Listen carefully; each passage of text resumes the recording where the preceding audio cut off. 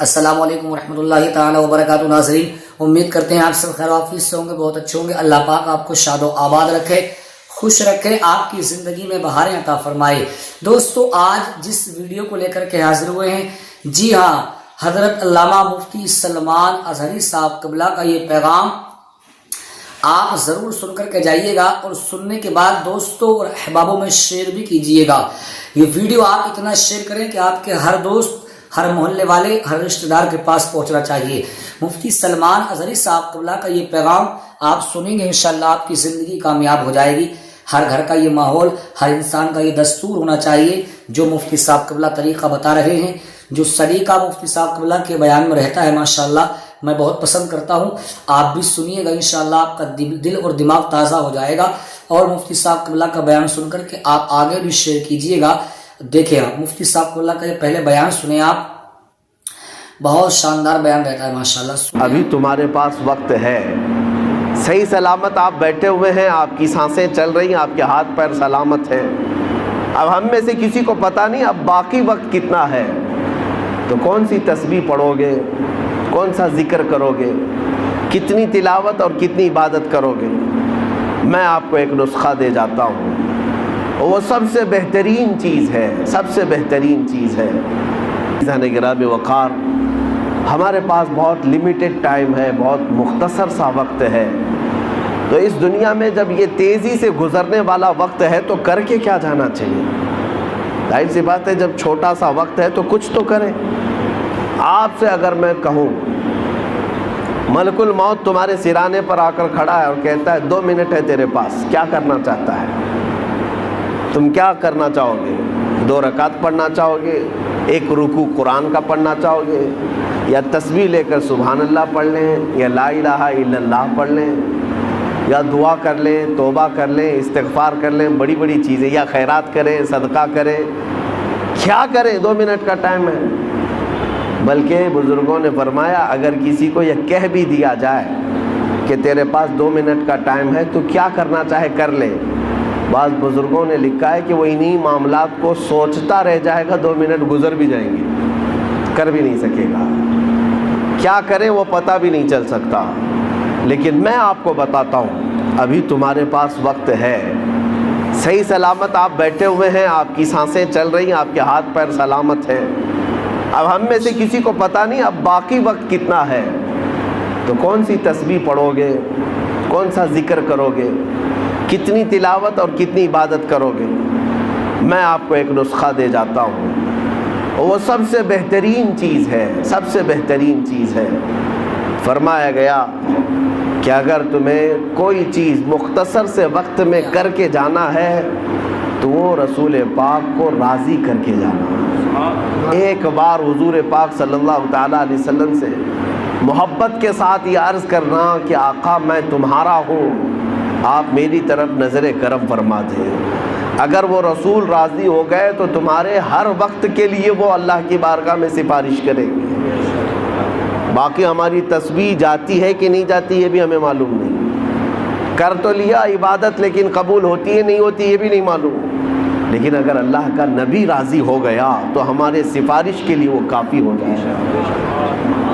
میں آپ کو بتاؤں ایک نوجوان کی زندگی، مدینہ طیبہ میں یہودی لڑکا تھا، ماں باپ دونوں یہودی ہیں، بیٹا 22 سال کا، ایک بار مسجد نبوی کے پاس سے گزر رہا تھا، رسول پاک صلی اللہ تعالیٰ علیہ وسلم صحابہ کے درمیان بیٹھے تدریس فرما رہے تھے، انہیں تعلیم دے رہے تھے، اور یہ مسجد نبوی کے دروازے کے باہر سے گزرتے گزرتے ایک بار اس کی نظر حضور پر پڑ گئی۔ نبی پاک صلی اللہ تعالیٰ علیہ وسلم کو دیکھتا کھڑا رہ گیا، اور حضور پاک صلی اللہ تعالیٰ علیہ وسلم کی شیرنی گھولنے والی وہ میٹھی آواز کانوں پر ٹکرانے لگی، تو کھڑا سنتا رہ گیا حضور کی آواز، اور کافی دیر تک جب دل میں مٹھاس پہنچی تو گھر گیا۔ ظاہر سی بات ہے حضور کا وہ حسین چہرہ کوئی ایک بار دیکھتا تو ہی فدا ہو جاتا تھا۔ یہودی اپنے ماں باپ سے کہہ نہیں سکتا تھا، گھر گیا، اور اس کے بعد بے چینی بڑھتی رہی. دوسرے دن آیا پھر مسجد نبوی کے دروازے کے باہر کھڑا ہو کر حضور کو سنتا تھا اور دیکھتا تھا. بس اتنا کام تھا. چند دنوں کے بعد کسی نے دیکھ کر کے اس کے ماں باپ کو خبر کر دی کہ تمہارا بیٹا تو محمد کے پاس جاتا ہے صلی اللہ علیہ وسلم. تمہارا بیٹا, تم تو یہودی ہو لیکن تمہارا بیٹا محمد صلی اللہ تعالیٰ علیہ وسلم کو دیکھنے جاتا ہے, ان کی تقریر سننے جاتا ہے. تو باپ کو بڑا غصہ آیا اور اس نے پوچھا کیا تو محمد کے پاس جاتا ہے, مسجد نبوی کے پاس جاتا ہے؟ بیٹے نے کہا ہاں, ان کی باتیں مجھے اچھی لگتی, ان کا چہرہ مجھے بڑا اچھا لگتا ہے. لیکن باپ نے سختی کیا کہ آئندہ اگر تو جائے گا تو میں تیرے ساتھ سخت سزا کا معاملہ کروں گا. لیکن یہ محبت ہوتی ایسی ہے, اور وہ بھی میرے مصطفیٰ سے ہوئی. اس زمانے کے ہم نے واقعات دیکھے ہیں, ساری دنیا کو صحابہ نے چھوڑ دیا مگر چہرے رسول کو کبھی نہیں چھوڑا. اس نوجوان کے ساتھ بھی یہی ہوا. 2 دن گھر میں رہا, تیسرے دن پھر نکل کر کے آیا, مسجد نبوی کے باہر کھڑا حضور کو دیکھتا رہا.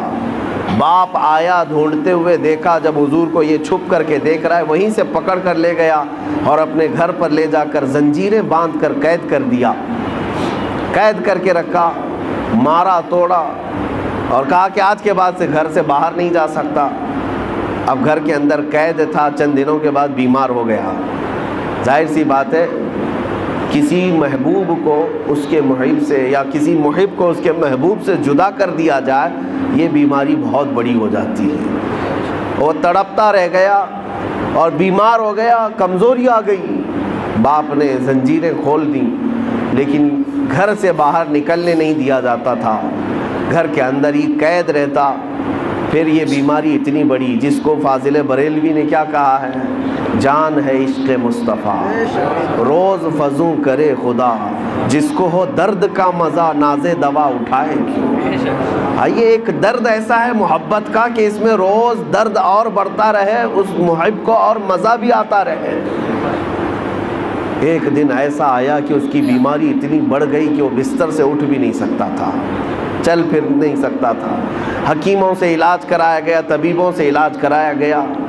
علاج کرتے کرتے مہینے گزر گئے لیکن اس کی بیماری بڑھتی گئی. ایک دن حکیم نے آ کر یہ کہہ دیا اس کے باپ سے کہ اب تمہارا بیٹا زندہ نہیں رہ سکتا, ایک دن کا مہمان ہے, یہ جو کھانا کھائے, جو چاہے کھلا دو پلا دو اور جو خواہش ہے پوری کر دو, یہ ایک دن سے زیادہ اب زندہ نہیں رہ سکتا. جوان لڑکا ہے 22 سال کا, موت کے کنویں میں جا رہا ہے.